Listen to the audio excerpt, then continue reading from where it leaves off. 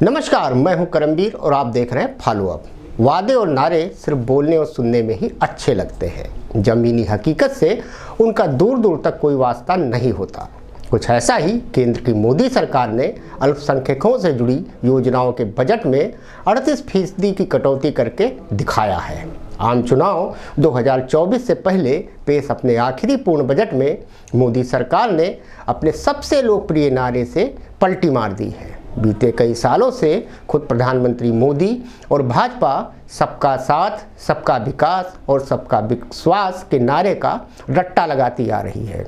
इस नारे के जरिए भाजपा यह जताने की कोशिश करती रही है कि मोदी सरकार अल्पसंख्यकों में विश्वास बहाली को लेकर कितनी गंभीर है और अल्पसंख्यक समुदायों को विकास की मुख्य धारा में लाना चाहती है। लेकिन मंत्रालय को आवंटित बजट को देखकर ऐसा नहीं लगता कि मोदी सरकार अल्पसंख्यकों के विकास के लिए ज़्यादा कुछ करना चाहती है। भारत में पारसी, मुस्लिम, जैन, बौद्ध, ईसाई, सिख को अल्पसंख्यक का दर्जा प्राप्त है। देश के विकास में इन सभी धर्मों को मानने वालों का अहम योगदान रहा है। अब ऐसे में पीएम मोदी को ऐसा क्या लगा कि उन्होंने अपने चुनावी बजट में सबके साथ और विश्वास वाले नारे से अल्पसंख्यक मंत्रालय का बजट ही कम कर दिया? क्या प्रधानमंत्री को अल्पसंख्यकों के विश्वास की चिंता अब उतनी नहीं रही या सारे अल्पसंख्यक समुदाय अब फील गुड वाले पोजीशन में पहुंच चुके हैं?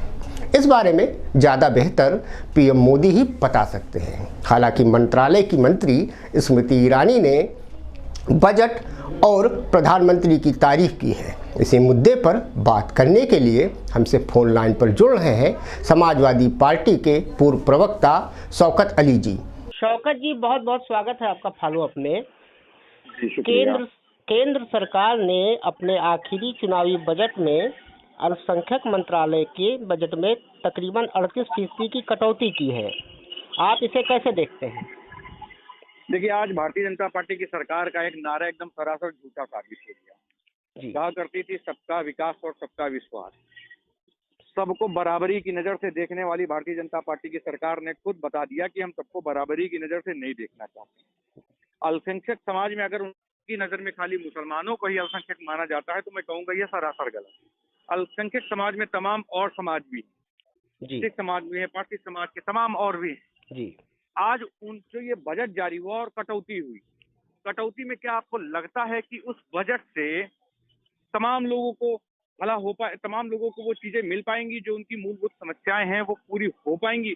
नहीं हो पाएंगी। भारतीय जनता पार्टी जब जब कोई बात कहती है तो उसमें हमेशा संशय रहा है जी। जब जब वो समाज में कहती है कि हम बराबरी का लोगों को दर्जा दिलाने का काम करेंगे, तब हम लोगों ने संदेह पैदा किया और उसमें कहीं ना कहीं सच्चाई नजर भी है। आज जो ये बजट है ये साफ दर्शा रहा है कि किस मंशा से भारतीय जनता पार्टी की सरकार काम करती है। समाज को ऊपर लाने के बजाय उनको निचले स्तर पर ढकेलने का काम करती है। अगर सच में ईमानदारी से काम हो रहा होता, जो नारा भारतीय जनता पार्टी की सरकार ने दिया था, अगर वो पूरा कर रही होती तो मुझे लगता कि जो बजट था जो बजट जो पूर्व में था उसे बढ़ाने का काम करती, ना कि घटाने का। अभी पिछले दिनों भाजपा की जब केंद्रीय कार्यकारिणी की बैठक थी तो उसमें प्रधानमंत्री नरेंद्र मोदी ने अल्पसंख्यकों को, खास तौर पर मुस्लिमों को भाजपा से जोड़ने की बात कही थी। अब जब ये बजट आया है और बजट में अल्पसंख्यक समुदाय के विकास योजनाओं में कटौती की गई है, तो इसे आप कैसे देखते हैं? देखिए, मैंने पहले वक्त में कहा कि भारतीय जनता पार्टी जो कहती है उससे अतर करती है जी। भारतीय जनता पार्टी नारा दे रही थी कि सबका विकास सबका विश्वास। विश्वास में किसी कोई है नहीं, विकास किसी का चाहती नहीं है।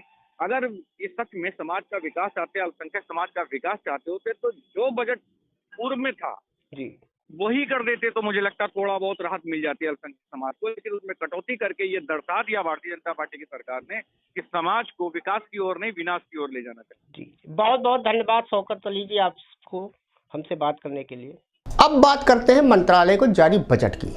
वित्त वर्ष 2023-24 के बजट में अल्पसंख्यक मामलों के मंत्रालय को 3097 करोड़ रुपए का आवंटन किया गया है, जबकि पिछले साल यह रकम 5250 करोड़ रुपए थी। कई छात्रवृत्ति और कौशल विकास योजनाओं के फंड में इस बार बड़ी कटौती की गई है। इनमें अल्पसंख्यक समुदाय के छात्रों के लिए पेशेवर और तकनीकी पाठ्यक्रमों के लिए मिलने वाली छात्रवृत्ति भी शामिल है। इस साल योजनाओं को 44 करोड़ रुपए आवंटित किए गए हैं, जबकि पिछले साल इसके लिए 365 करोड़ रुपए का बजट था। साल 2022-23 में अल्पसंख्यक मामलों के मंत्रालय के लिए बजट का अनुमान 5,250 करोड़ रुपए था। इस बार मंत्रालय को 3,097 करोड़ रुपए का आवंटन किया गया है। वित्त मंत्रालय ने वित्त वर्ष 2023-24 में अल्पसंख्यकों की प्री मैट्रिक छात्रवृत्ति के लिए 900 करोड़ रुपए से अधिक का बजट घटाया है। पिछले बजट में छात्रवृत्ति राशि 1,425 करोड़ रुपए थी, जिसे इस वर्ष घटाकर 433 करोड़ रुपए कर दिया गया है।